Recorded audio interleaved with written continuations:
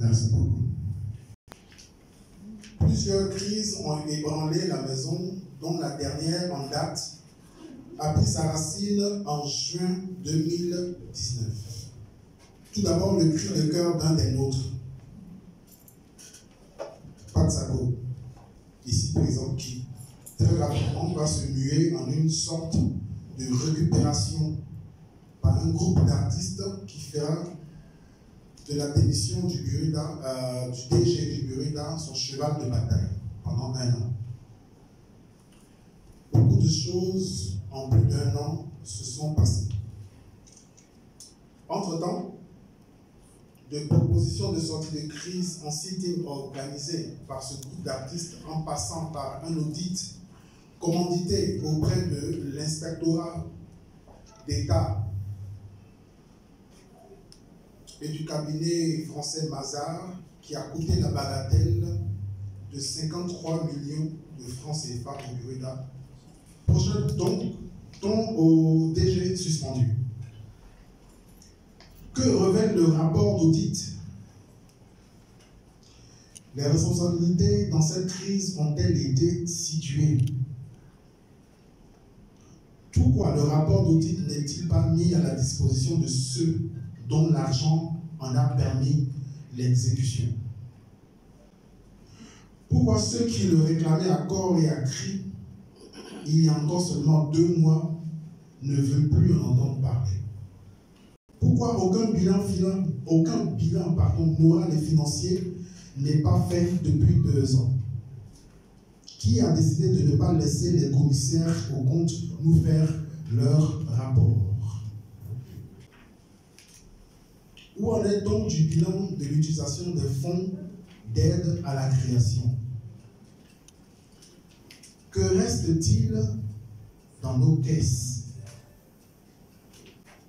Où en sommes-nous du toilettage de nos textes réclamés par tous les artistes et qui ont besoin d'être revus et corrigés pour s'adapter à de nouvelles donnes?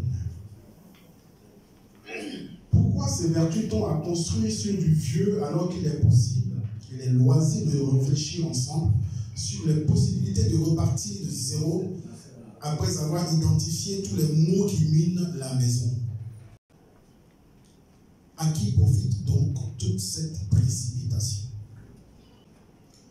Pourquoi le DG par intérim nous répond-il que nous n'avons pas le droit de connaître le comité électoral avant les élections? Ce sont autant de questions qui nous taraudent l'esprit et dont nous demandons réponse. Nous demandons tout simplement qu'on nous informe sur un certain nombre de choses avant tout. Et c'est pour cela que nous avions pondu une déclaration à la veille des élections qui reprenait les revendications si avant énumérées. Nous avons lu notre déclaration sur le perron du Burida le 20 août dernier, tout en sachant que tous savaient plus ou moins tous les autres points qui étaient consignés dans notre déclaration. Nous avons donc refusé de participer à cette mascarade d'élection truffée d'irrégularités et de vices de forme. Les élections ont eu lieu dans des conditions exécrables que nous savons. Nous venons vous informer que nous avons pondu une autre déclaration, une lettre pour le PCA et ses administrateurs, avec ampliation à d'autres institutions. Nous avons commis un huissier de justice au fin de faire des exploits de dépôt de courrier. Cette lettre que nous voulons ce matin faire connaître à tous les artistes de Côte d'Ivoire, à toutes nos autorités et à l'opinion nationale. À la faute du désordre, nous voulons tout simplement opposer le droit.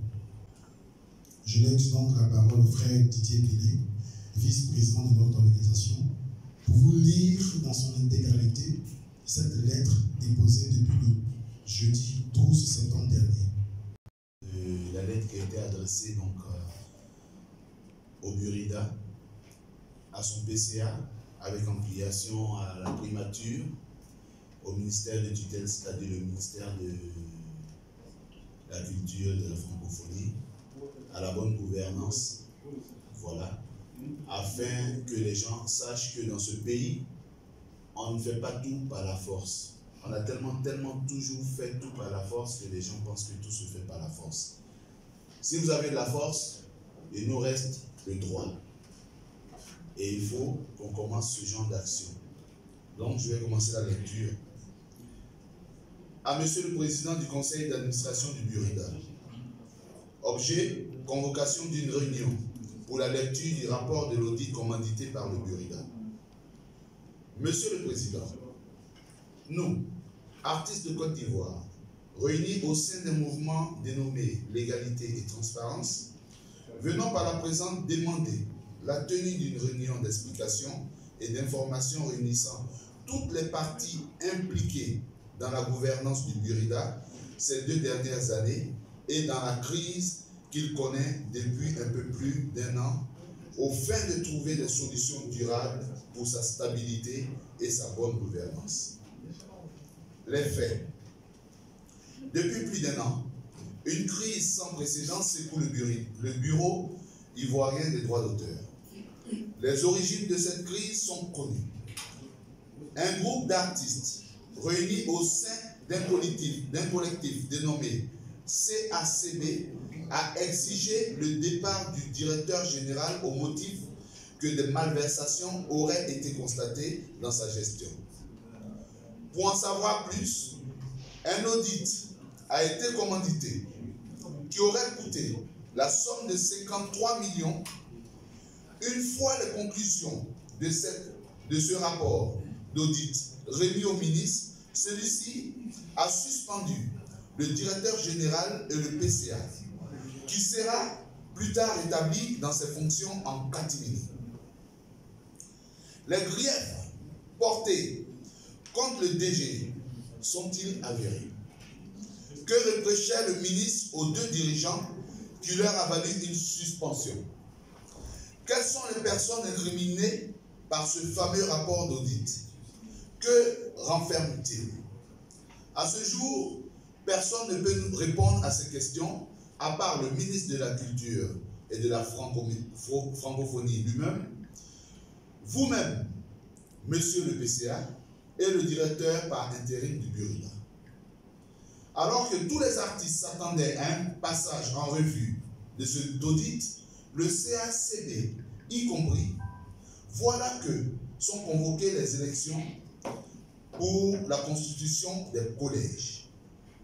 Nous, l'égalité et transparence, avons jugé hâtive et précipité ces élections, alors que nous sortons d'une situation exceptionnelle, entre parenthèses, la crise, et que le rapport d'audit était le seul document capable de nous aider à situer les responsabilités, à laver le linge sale en famille, à nous séparer des dirigeants trempés dans les possibles malversations, et le risque étant trop grand de voir les mêmes causes produire les mêmes effets, nous avons demandé le report des élections afin que soit lu le rapport d'audit, que soit repris le listing électoral sur lequel, du reste, planaient de fortes suspicions de fraude, que soit toilettés les textes qui, en de trop nombreux points, ne répondaient plus aux réalités actuelles de la maison, que soit fait le bilan du conseil d'administration sortant afin de situer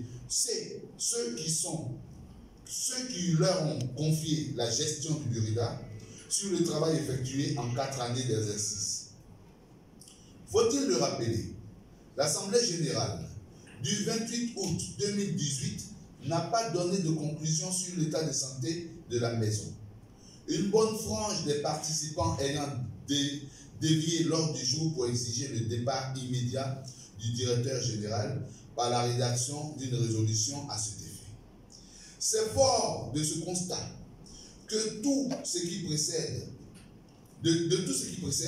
que l'égalité et transparence pensent qu'on ne peut pas aller à de nouvelles élections sans avoir mis de l'ordre dans la maison commune. Le risque, si les choses restent en l'état, est de voir le Burida connaître dans les prochains mois une crise plus grave que toutes celles qu'il a connues jusqu'aujourd'hui. Nous proposons les solutions suivantes pour éviter au Burida une nouvelle instabilité dommageable au bien-être des artistes de Côte d'Ivoire. La convocation le 10 septembre 2019 d'une grande réunion dont l'ordre du jour serait: petit 1. Lecture et explication du rapport d'audit. Petit 2. Mise en place d'un programme de bilan des 4 ans de gestion du conseil d'administration sortant.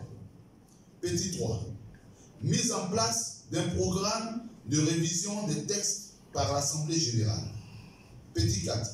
Mise en place d'un programme de révision du listing électoral et proposition d'un comité indépendant d'organisation à l'exclusion de tout agent de Burida.